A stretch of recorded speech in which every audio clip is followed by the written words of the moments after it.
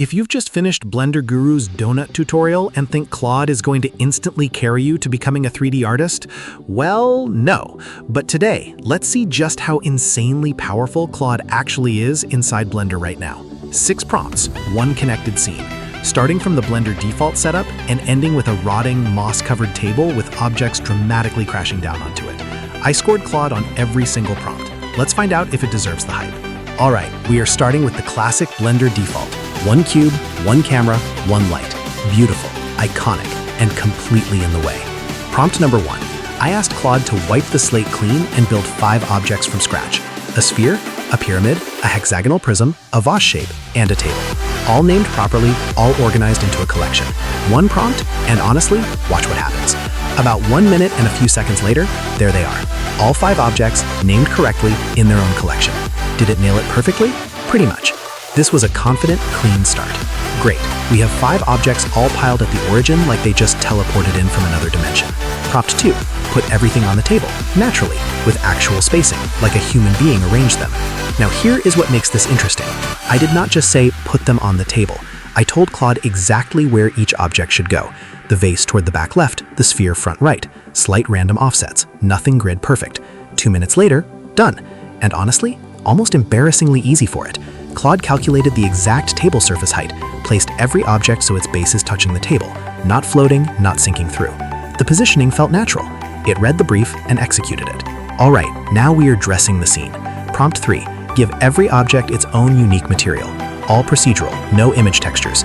White ceramic for the sphere, sandstone for the pyramid, dark brushed metal for the hexagon, aged terracotta for the vase, and wood grain with actual wave texture for the table. 1 minute 30. 5 different materials, built and assigned. So here is my honest take. The materials were there. Each object had a distinct look, different roughness values, different colors. But, and this is important, the wood texture on the table was not quite convincing yet. The grain was there in theory, but it didn't quite have that real wood feel. And some of the material properties were a bit off from what I imagined. Good enough to keep going? Absolutely. Perfect? Not yet. And that is actually a useful lesson. Claude can scaffold the material system for you incredibly fast, but fine-tuning for realism, that is still your job as the artist. We have a scene. Now we need to actually see it like it deserves to be seen. Prompt 4, cinematography. 3-point lighting rig and a camera position for a product shot feel. I asked for a warm key light, a cool fill, a rim light for edge definition, and a dark world background. Camera at 85mm, positioned to frame the whole table. 1 minute 15 seconds. 3 lights, 1 camera, all created and named. The lighting was legitimately good. 3 distinct light sources, the shadows looked intentional. The camera though, it wasn't perfectly dialed in. The framing was a bit off from what I had in mind. The table was in frame, but the composition was not quite centered the way I wanted. Functional? Yes. Cinematic? Almost. But I would want to nudge that camera manually before a final render. Okay, this is the one I was most nervous about. Geometry nodes is arguably the most complex system in Blender. Fields, instance on points, group inputs, noise-driven density masks, this is not beginner territory. And I asked Claude to build a full decay system, warping wood surface, crumbling edges, moss growing in patches across the table, with a single slider decay amount that controls all of it. 6 minutes and counting.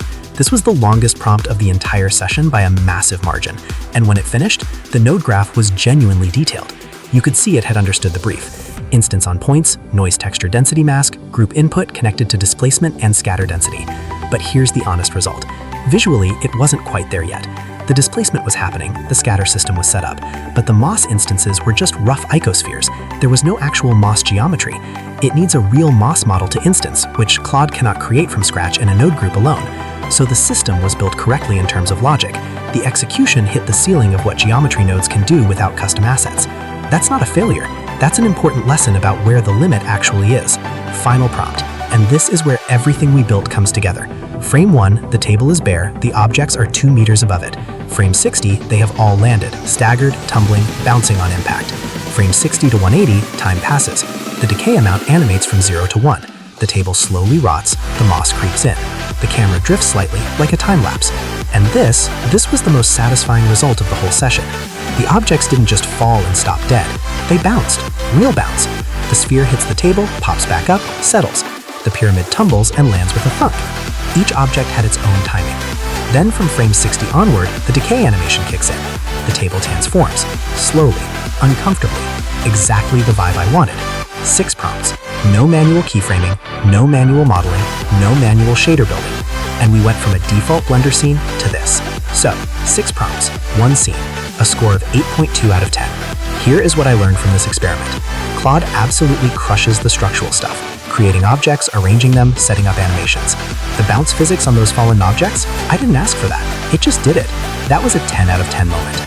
Materials and lighting, Claude gets you 80% of the way there incredibly fast. That last 20%, the fine-tuner, the artistic feel, that is still on you. And that's actually a good thing. It means your taste still matters. Geometry nodes hit the ceiling of what is possible without custom assets. The logic was right. The moss system was architecturally correct. But Blender cannot grow real moss from pure math alone, and neither can Claude. You still need geometry, you still need artist input. The big takeaway, Claude is not going to make you a 3D artist overnight. But if you already know Blender, even at an intermediate level, it's an insane accelerator. What would have taken me a full day of work? 6 prompts, under 15 minutes. Alright, if you enjoyed this, do me a favor and smash that subscribe button. I'm planning more videos like this, and I want to hear from you. What should I test next? Drop a comment below. Should I try Claude with Blender rigging and character animation? Or maybe let it build an entire exterior architecture scene from scratch? Or how about physics simulations? Cloth, fluid, destruction? You tell me. Comment your vote below. I read every single one. See you in the next one.